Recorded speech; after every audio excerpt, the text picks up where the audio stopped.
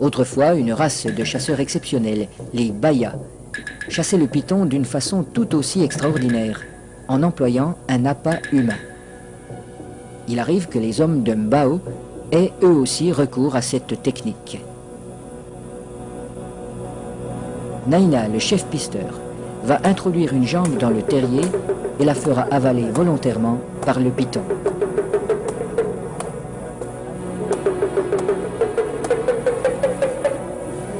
Il est indispensable de posséder le remède qui a été fourni par le sorcier. Cette mystérieuse préparation, à base d'herbes et de racines écrasées, n'a pas qu'un effet psychologique. Elle a le pouvoir d'attirer le serpent tout en protégeant la jambe du pisteur. Le remède agit encore comme un lubrifiant. En imprégnant un tissu qui entoure la jambe, il facilite sa pénétration dans la gueule du reptile.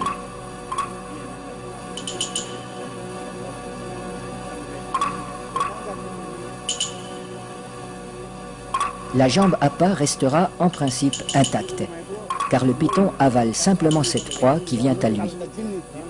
À peine sera-t-elle attaquée superficiellement par les sucs digestifs.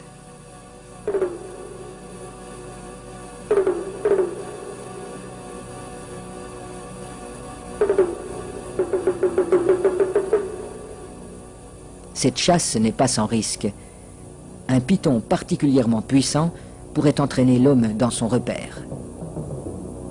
La jambe restée à l'extérieur limite ce danger, mais le pisteur court le risque d'être désarticulé.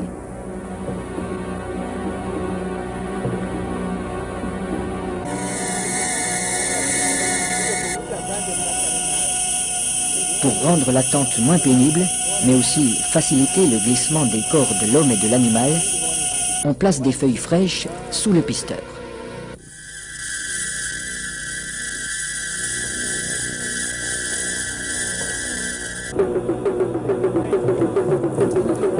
Sa jambe est déjà avalée au-delà du genou quand il commande qu'on le tire en arrière.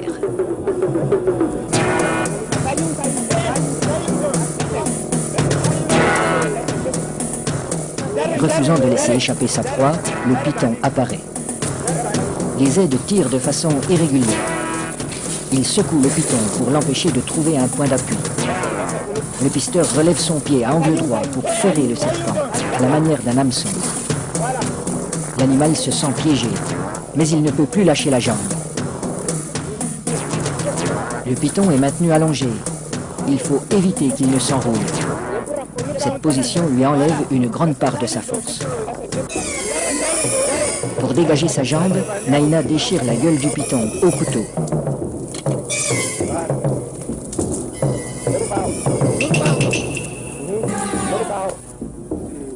Puis, il lui tranche la tête. Les autres pisteurs relâchent progressivement le serpent. Dans un premier temps, le corps décapité reste inerte.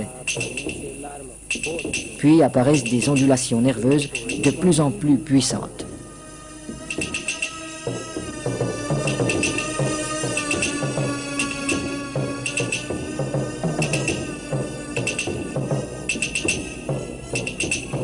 Il bougera ainsi pendant près d'une heure, prenant presque des positions d'attaque comme s'il cherchait toujours, au-delà de la mort, à menacer ses assaillants.